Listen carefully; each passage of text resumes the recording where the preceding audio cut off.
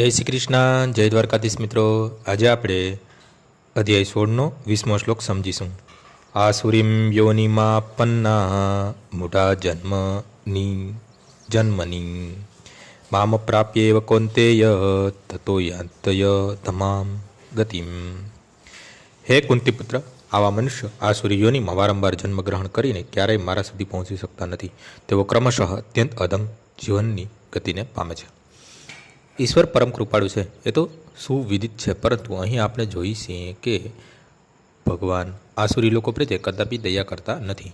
અહીં બહુ સ્પષ્ટપણે જણાવ્યું છે કે આસુરી લોકોને જન્મ એવા જ આસુરી ગર્ભમાં મૂકવામાં આવે છે અને પરમેશ્વરની કૃપા પામ્યા વિના તેઓ અધપતન પામ્યા કરે છે અને છેવટે તેમને કૂતરા બિલાડા કે ડુક્કર જેવા શરીર મળે છે. અહીં એમ પણ સ્પષ્ટ રીતે જણાવ્યું છે કે આવા આસુરી જીવનની કોઈ પણ વ્યવસ્થામાં શ્રી કૃષ્ણ ઈશ્વર કૃપા આપવા ભાગ્યશાળીઓ થતા નથી.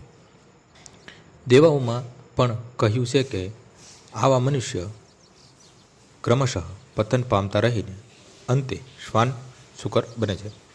અહીં એવી દલીલ થઈ શકે છે કે જો ઈશ્વર આ આસુરી પ્રતિ દયાળુ ન હોય તો તેનો પરમ કૃપાળુ તરીકે પ્રચાર થવો ન જોઈએ. આ દલીલના જવાબમાં વેદાંત સૂત્રોમાં આપણને જોવા મળે છે કે પરમેશ્વર કોઈ જીવ પ્રતિ દ્વેષભાવ રાખતા નથી.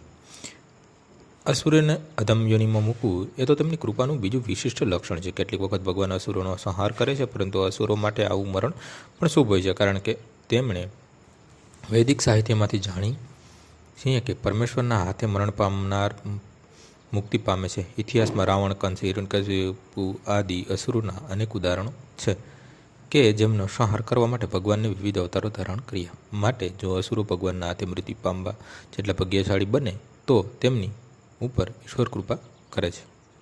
આજનો શ્લોક અહીં પૂર્ણ થાય છે. આવતીકાલે ફરીથી સવારે 6 વાગ્યે મળીશું. જય શ્રી કૃષ્ણ.